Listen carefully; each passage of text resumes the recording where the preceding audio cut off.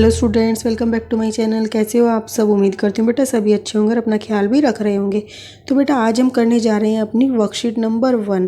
अब आप कहोगे कल भी वर्कशीट नंबर 1 की थी और आज भी वर्कशीट नंबर 1 बोल रही है मैम। तो बेटा वो थी आपकी इंग्लिश सब्जेक्ट की वर्कशीट नंबर 1 और ये है आपकी मैथ सब्जेक्ट की वर्कशीट नंबर 1।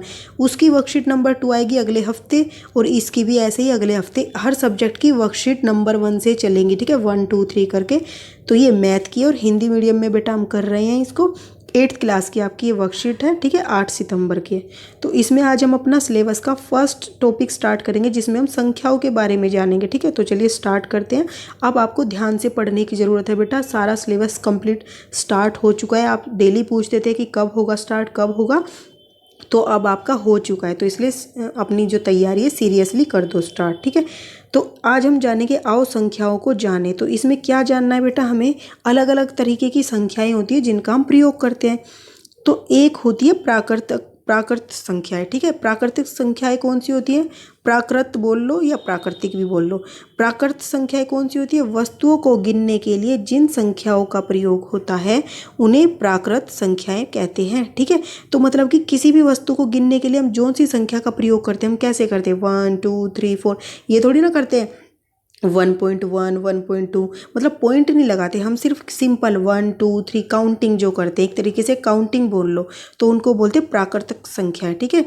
तो प्राकृत संख्याएं क्या हो गई? 1 2 3 4, और ये आगे तक जाएंगी, कोई इनका मतलब कि एंड नहीं है, अंत नहीं है इनका। एक से लेकर तुम 100 200 400 600 800 1000 लाख 10 लाख करोड़ अरब, मतलब कोई भी इनकी अनगिनत है। इसके लिए अनगिनत के लिए अनंत बोलते हैं हम, और अनंत को हम इस तरीके से मैथ में लिखते हैं, ठीक है। तो ये डॉट डॉट के बाद चाहे तो आप ये भी लगा सकते हो। ये प्राकृतिक संख्याएं हो गई। अब यहाँ पर आपको बोला है कोई 5 प्राकृत संख्याएं लिखो, तो कोई भी लिख सकते हो आपने। 5 6 लिख दिया, 8 लिख दिया, 1000 लिख दिया, ओके, या आपने क्या लिख दिया, 10,000 लिख दिया। तो आप कुछ भी लिख सकते हो आपके मन से प्राकृत संख्याएं, ठीक है, सारी प्राकृतिक हैं, ओके। अब बेटा पूर्ण संख्या है, दूसरी संख्या क्या है? पूर्ण संख्या। पूर्ण कौन सी होती है? जब हम प्राकृत संख्याओं में जीरो को मिला देते हैं तो वो पूर्ण संख्या बन जाती है। मतलब सारी होंगी जितनी हमने प्राकृत संख्याएं पढ़ी थी उसमें बस हम जीरो को और ऐड कर देंगे तो वो पूर्ण संख्या कहलाएंगी। तो बेटा आपको यहाँ बोला गया है कि कोई 5 पूर्ण संख्याएं लिखो, ठीक है।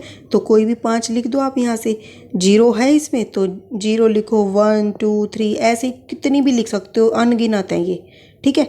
जो भी चाहो, 1 2 4 200 800 600 76 78 79 80, कुछ भी लिख सकते हो, ठीक है। ये पूर्ण संख्याएं हैं सारी, ओके। अब थर्ड है बेटा पूर्णांक। तो जब पूर्ण संख्या में प्राकृत संख्याओं के ऋणात्मक को भी शामिल किया जाता है। देखो यहाँ जीरो को किया था, यहाँ सिर्फ गिनने वाली वस्तुओं की जो संख्याएं थी उनको कहते हैं, यहाँ पर हमने नेगेटिव भी ले लिए उनके। जैसे यहाँ 1 2 3 ये धनात्मक थे सारे, अब हमने देखो इनके नेगेटिव भी ले लिए, ओके। तो जीरो ये तो थी पूरी प्राकृतिक संख्या या पूर्ण संख्याओं में, देखो ये सारे तो थे ही, इनके अंदर अब हमने क्या किया, नेगेटिव और ले लिए, ठीक है। तो अब इसमें हमने क्या किया, जब पूर्ण संख्या में प्राकृत संख्या 1 से स्टार्ट है तो जीरो का कोई नेगेटिव नहीं होगा, ठीक है, इसीलिए प्राकृत लिखा गया है। तो अब क्या करोगे, जीरो को छोड़ के 1 का भी -1 कर दिया आपने, 2 का भी -2 कर दिया।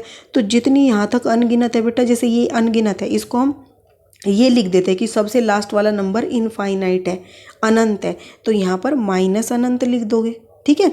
तो ये हमने संख्या इसमें इंक्लूड कर ली। तो ये क्या है, पूर्णांक। जब हम ऋणात्मक की भी बात करें एक साथ, तो अब कोई 5 पूर्णांक आप संख्याएं आपको लिखनी है तो लिख दो कोई भी बेटा।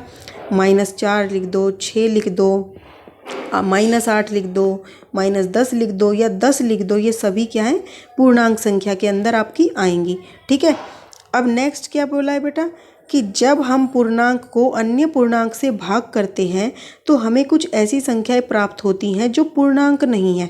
अब ध्यान से सुना आपने कि जब हम पूर्णांक को अन्य पूर्णांक से भाग करते, पूर्णांक कौन से हैं, ये वाले, तो जब हम इनमें से किसी भी एक नंबर को दूसरे पूर्णांक से भाग करते हैं तो हमें कुछ ऐसी संख्याएं प्राप्त होती हैं जो पूर्णांक नहीं होती।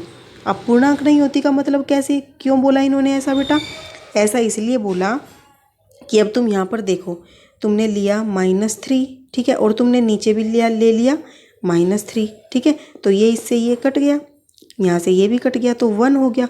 कई बार हमें ऐसी चीज़ें प्राप्त हो जाती हैं कि पूर्णांक नहीं होगी। अब ये तो कट गए थे, अब तुमने ले लिया 3/4, तो अब देखो ये किसी से कट नहीं रहे, तो ये इसी तरीके से रहेंगे। तो ये ऐसी संख्या है कि ये पूर्णांक नहीं है। पूर्णांक तो 1 2 3 माइनस करके थे, लेकिन ये ऐसा है डिवाइड ही नहीं हो रहा, तो 3/4 की फॉर्म में ही रहेगा। तो ये पूर्णांक नहीं है। तो पूर्णांक को पूर्णांक से डिवाइड करते हैं तो हमें कुछ ऐसी संख्याएं प्राप्त होती हैं जो कि पूर्णांक नहीं होती। ठीक है, ऐसी संख्याओं को हम क्या करते हैं, परिमेय संख्या बोलते हैं। क्या बोलते हैं, परिमेय संख्या, जो इस फॉर्म में रहती हैं। ठीक है, ऐसे 1/1 मतलब एक के डिवाइड में दूसरा, एक के भाग में दूसरा रहता है। ओके, तो परिमेय संख्या को क्या बोल देंगे, परिमेय संख्या को p/q के रूप में व्यक्त करते हैं। तो मान लो हमने ये p मान लिया और ये क्या मान लिया, q मान लिया। ठीक है, तो परिमेय संख्या को p/q के रूप में व्यक्त करते हैं, जहाँ पर p क्या और q क्या है, पूर्णांक है। पूर्णांक मतलब माइनस से लेकर प्लस तक कोई भी नंबर हो सकता है। ठीक है, और q का मान क्या होगा, कभी भी 0 नहीं होगा। q क्या है बेटा, q नीचे है ना, तो हमेशा p/q में q कभी भी 0 नहीं होगा। अगर हम इसको 0 कर देंगे तो इसका मतलब ये हो जाता है, इनफाइनाइट होता है जब कोई नीचे आ जाती है 0, तो इसलिए q कभी भी 0 नहीं होगा। ये आपको याद करना है, तभी वो परिमेय संख्या होएगी। ओके, तो इस तरीके से फिर हमें परिमेय संख्या मिल जाएगी। जैसे आपने 1/5 लिख दिया, क्योंकि ये भी क्या था, पूर्णांक था, ये भी पूर्णांक था। चाहे तो आप ये लिख सकते हो -5/6 -6, या -5/6, या 8/-6, ये सभी क्या है, पूर्णांक है, परिमेय संख्या है। ठीक है, और हमने किससे बनाई है, पूर्णांक को पूर्णांक से डिवाइड करके बनाई है, तो ये सारी परिमेय संख्या होगी। बस हमने नीचे ध्यान रखना है कि 0 नहीं लेना है, ऊपर चाहे तुम 0 ले लो। ओके, तो अब नीचे क्या दिया बेटा, प्रश्न दिया गया है कि दिए गई संख्या समूह में संख्याएं देखकर नीचे से दिए गए समूह में लिखिए। तो आपको यहाँ पर इतनी सारी संख्याएं दी गई हैं और आपको बोला गया है कि कौन सी संख्या कौन सी है वो लिखना है। तो प्राकृत संख्याएं कौन सी होंगी बेटा, तो 1 है, 4 है, 7 है और 8 है। ठीक है, और 18 है। मतलब हमें उसमें वो लेनी है जो हम गिनती में लेते हैं। हम ऐसे थोड़ी ना करते -1 -2 गिनती में, हम तो 1 2 3 4 करते हैं, तो बस वही लिख देनी है। तो 1 हो गया, 4 हो गया, 7 हो गया, 8 हो गया और 18। तो ये आपकी क्या होगी, प्राकृत संख्या होगी। अब पूर्ण संख्या में क्या होता है बेटा, 0 को और इंक्लूड कर लेते हैं, लेकिन यहाँ पर तुम्हें कहीं 0 दिख नहीं रहा, तो कौन सी जो प्राकृत है वो तो आ ही जाएंगी।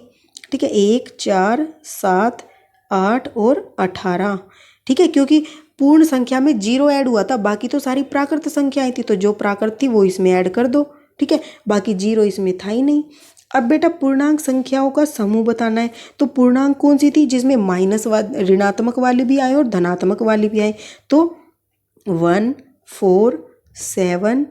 ठीक है, देखो ये सारी आ गई, और कौन सी आ गई, -4 आ गई। ठीक है, -5 भी आ गई, 8 भी आ गया और 18 भी आ गया और -72। तो ये सारे क्या आ गए, पूर्णांक संख्याएं आ गई, माइनस वाली भी और प्लस वाली भी। ठीक है, अब ये परिमेय संख्या क्या होती है, जब हम पूर्णांक को पूर्णांक से डिवाइड करते हैं, तो ये वाले देखो ये डिवाइड कर रहे हैं, तो ये क्या हो गई, सारी परिमेय संख्या हो गई। ठीक है, और वैसे तो बेटा ये सारी ही परिमेय संख्या है, एक तरीके से मैं आपको बताऊं तो ये सारी ही परिमेय संख्या है। कैसे, 1 को हम 1 से डिवाइड करेंगे तो 1 ही आ जाएगा, लेकिन ये फॉर्म क्या होगी, परिमेय की होगी। ऐसे ही 4 को 1 से डिवाइड करेंगे तो क्या आ जाएगा, 4, लेकिन ये तो परिमेय संख्या हो गई ना। तो आप अगर ये कहोगे ना ये सारी परिमेय संख्या है, तो ये सारी ही परिमेय संख्या है। ठीक है, बस क्या है, इनके नीचे 1 है। 1 क्या है, एक पूर्णांक ही है। ओके, तो आप चाहो तो ये सारी भी लिख सकते हो, लेकिन आपको क्या करना है, p/q की फॉर्म में व्यक्त करना है। अगर आप परिमेय में लिखोगे तो आपको फिर ऐसे लिखना पड़ेगा, 4/1 -5/1। ठीक है, इस तरीके से आपको लिखना पड़ेगा, बस लिखने में ये ध्यान रखना है, बाकी ये सारी परिमेय हो जाएंगी। ओके, तो बेटा ये थी। अब नीचे क्या बोला है कि कोई 5 परिमेय संख्याएं लिखिए, तो कोई भी 5 आप बना के लिख दो। मैंने लिख दी 6/7, 8/9 या -10/100, कुछ भी लिख दो आप। ठीक है, जो भी आपका मन आए कोई भी 5 लिख दो। मैंने आपको एग्जाम्पल दिया है, तो ये तो मैथ तो ऐसी चीज़ है, आप जो चाहो वो कर सकते हो इसमें, बस कंसेप्ट आपको अच्छे से समझना है। ओके, तो बेटा ये थी आपकी आज की वर्कशीट, जो कि थी मैथ की वर्कशीट नंबर 1। उम्मीद करती हूँ आपको अच्छे से समझ आई होगी। अपना जो नेक्स्ट टॉपिक होगा हम अपनी नेक्स्ट वीडियो में करेंगे, तब तक के लिए ऐसे ही हंसते रहिए, मुस्कुराते रहिए, पढ़ते रहिए और आगे बढ़ते रहिए। Thank you.